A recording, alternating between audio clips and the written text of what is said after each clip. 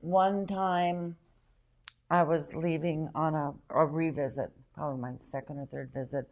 The man followed me out to my car, and all of a sudden he started to cry. And he said, "You saved our marriage." And because the dog was just driving everybody nuts. He'd scream at the dog, she'd scream at the dog, they'd scream at each other.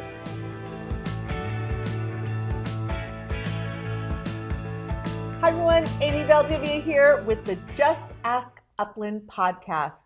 We are here making sure we're highlighting all of our wonderful Upland Chamber of Commerce businesses.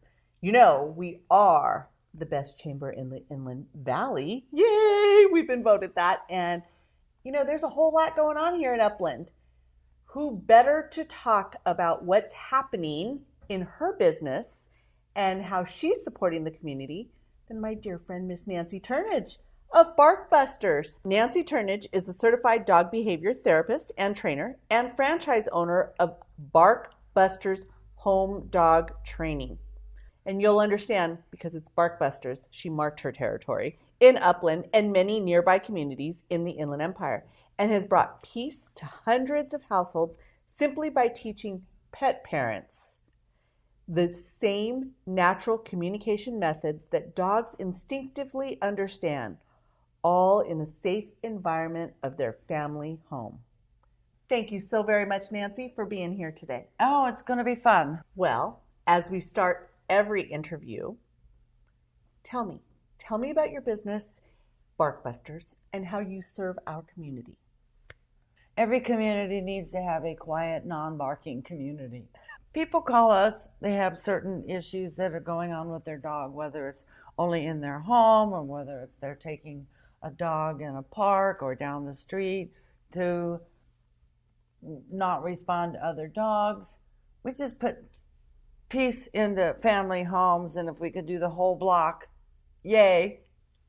It makes it so much more enjoyable, right? It does. And we have a lot of people that says, I don't have a dog, but the guy next door's dog drives me nuts. Well, let's go put a card in their mailbox. And then that next thing you know, help you. Yep. And you go to the home. They don't come to you. No, we go. It's in-home training. That's where the dog's most comfortable.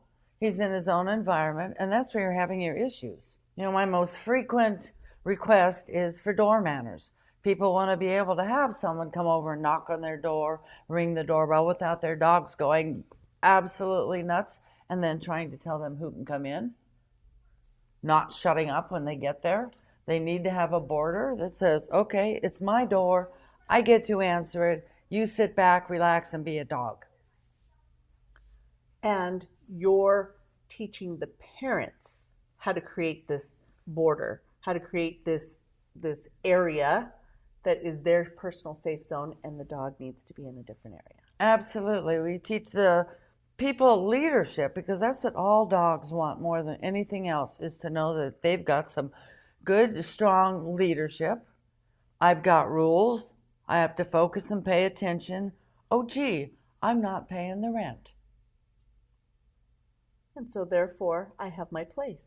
Exactly. That's what we teach people, how to make borders, whether it's at the door, whether it's at the kitchen, whether it's, the other side of the door, whether it's a certain room.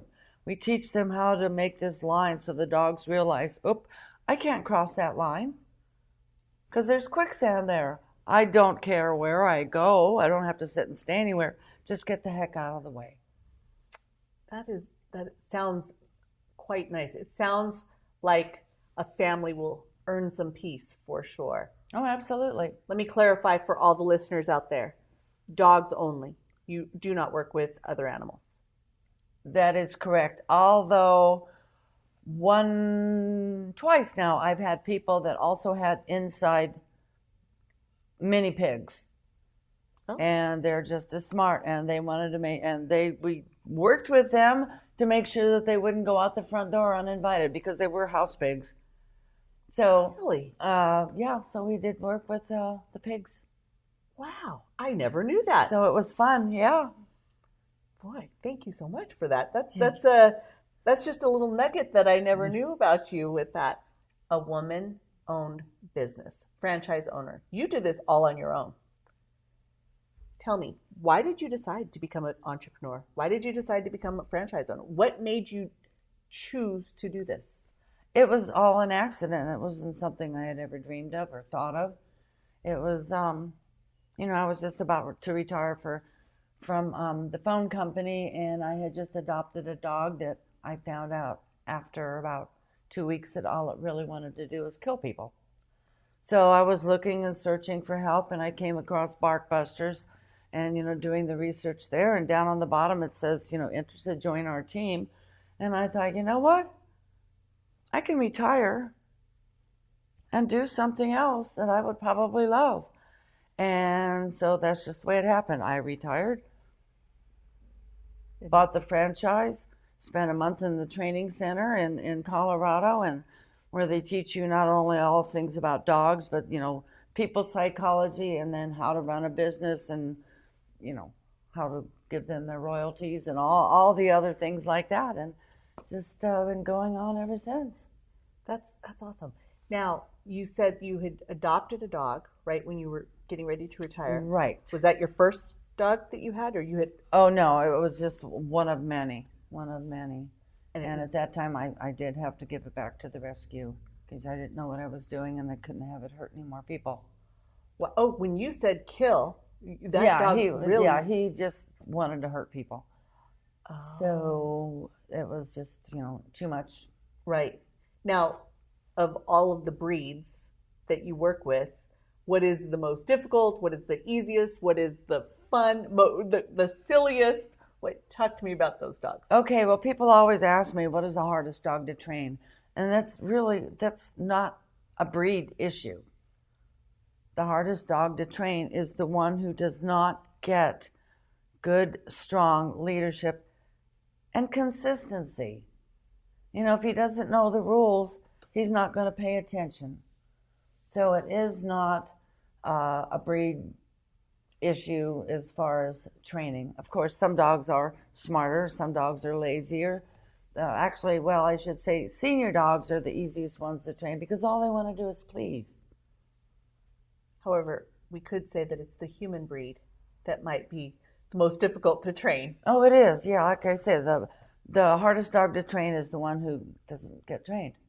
Well, with the humans that have these dogs and they want them trained and they want to be able to answer the door, what's the difference between the human that says, oh no, my dog doesn't sleep with me, versus the family that says, oh, our dogs are in the room, our dogs are here, our dogs are there?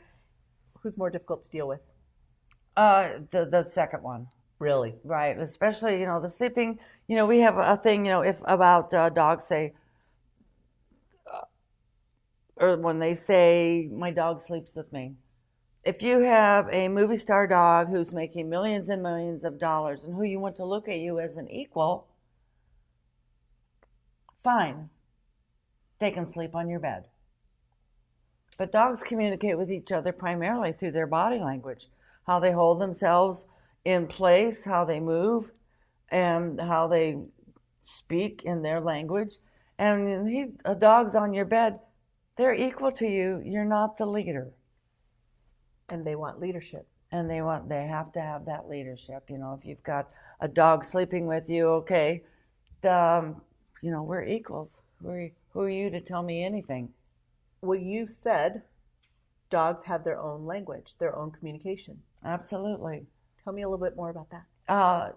Dogs can go to any country in the world and speak to another dog because they all speak the same language. They use their body language, their voice tones, and their threats. Okay, keep going. Tell me about body language. Body language, when they want to say, okay, I'm in charge, everything is up. Maybe their eyes are up, their ears are up, their tails are up. When they want to say, okay, I'm not a threat, everything is nice and relaxed. Nice soft body, their tongue could be hanging out, just friendly. They could be laying on their back saying, oh, okay, everything is good. So that's why when you work with your dog, when you want to tell them, okay, I am in charge. You're up here. If you're laying on the ground playing with them, they're jumping all over you, on you, then you've got no recourse. But you're telling them what to do, you're up here. When we're coaxing them and, actually teaching them to come, if you stoop down, that's in their language. Oh, not a threat. Should be fun. You're much more likely to get a positive reaction from them. Wow. So when you're walking your dog down the street and you see the other dog, and all of a sudden, I find myself, okay, walk faster. Come on, let's just get going. What should we be doing as parents? Because we know that our dog is going to jump out and want to run over and sniff or interact with the dog across the way. Oh, well, that comes with some lessons that come before that. Distance control exercise is one that we do that teaches the dog to stop what he's thinking and focus back up on you. And as far as walking and there's other dogs, you can only control your dog. You can't control other people's dogs. You can't control a loose dog. So you just got to pay attention to your dog. And by that time, we have a lot of exercises like that. Just teaching them, stop what you're thinking, focus back up on me. Be one with the dog. I guess you could put it that way. Make sure that they're paying attention. All eyes on me. Up here, buddy. Right. And we use the voice tones. We don't use a lot of hand signals because if you're going to do that, your dog has to be looking at you and not the dog across the street. True. Okay, so I'm not allowed to call out to my pup buddy, hey, up here, and give him the eye signal. He probably won't be paying attention to me. No, but we got to teach him how to stop. We have been in a pandemic. You and your business did not fall apart. Thank God. Tell me, what did you do? You pivoted. You made some changes to your business, I believe, that allowed you to continue going. Tell me about absolutely. In 2020, 2021 were the absolute busiest years I've had in 15 years. People were home. They were getting dogs. The shelters were getting cleared out. Or they said, okay, we're going to be home. Let's train our dog right now. What the home office quickly did was make sure that we had materials available on Zoom. So for a while, maybe our first lesson, instead of being in the house, we do a Zoom lesson. And they had all the flyers that we could show that so people could read as I was speaking to them and teaching them how to communicate and going over the little things. But that would usually only last maybe one lesson, even though we said, okay, you want to do this next time? People would say, just come over. So people really weren't interested in the Zoom lessons. I found most people just come over. If you want to wear a mask, fine. If you don't, that's fine. So we were just busy the whole time. Really? Really. Were there specific communities that you serviced, or was it just the whole Inland Empire? Was it mostly just Upland?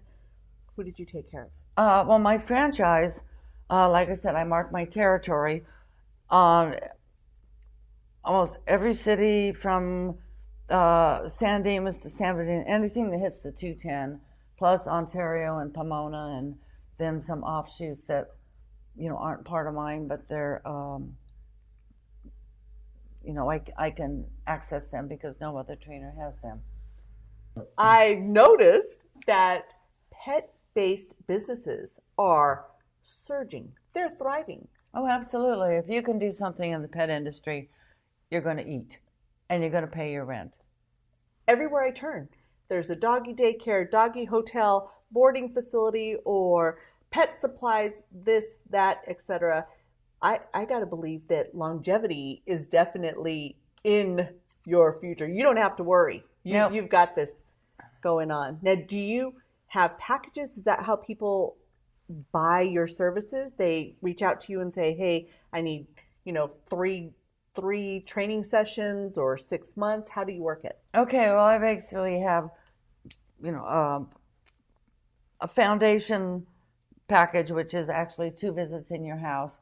Then we also have a year lifelong guaranteed support, which is not based on the number of lessons. It's based on results. Everything can be going fine. All of a sudden, a few months later, can we have a refresher? Or, now we're going on along, something else is going on. And any type of support they want, whether it's a phone call, whether it's a FaceTime, whether it's a text, or whether it's me there. So we have that. And then we also have what most people get is Life of the Dog guaranteed support, which follows the dog wherever. They might have to give them away. They might move to Texas, and all of a sudden they've got they're having issues there. Well, then they call up the local bark busters, says, I've just moved in here, I've got Life of the Dog guaranteed support. So then the trainer in their area will go there to help them, and it's never another charge. It's just something we, as the company, do. Now, do you have them come to you sometimes? No. Absolutely not. That's just not the way you Every once in a while, every couple of months, I will have a mini pack walk. I'll tell 6 or 7 of my clients, let's meet at Red Hill Park, and we'll all have a little pack walk. Last time we did it, we had I think we had 13 dogs with people, and we just go all around the lake. There's ducks, there's frogs, there's other dogs, there's people, there's kids, and so it's just it's a fun get together. And it's a great way to make sure that you're testing the skills. Right. And the people like it. That's the best part of this job, is the relationships that I've made in the last 15 years. What are some of the longest? Say you still have some customers from 15 years ago? Oh, I have, we go to lunch, we go to dinner, I get Christmas cards. And I just, a lot of the elderly people, if I'm in the neighborhood, I'll text and say, okay, I'm up the street, can I drop by and say hi? But yeah, there are a lot of long-time people, and a lot of people that have, they're my original working with their dogs. Their dogs have passed, they've got new ones, they want me back. So yeah, one time I was leaving on a revisit, probably my second or third visit. The man followed me out to my car, and all of a sudden he started to cry. And he said, you saved our marriage.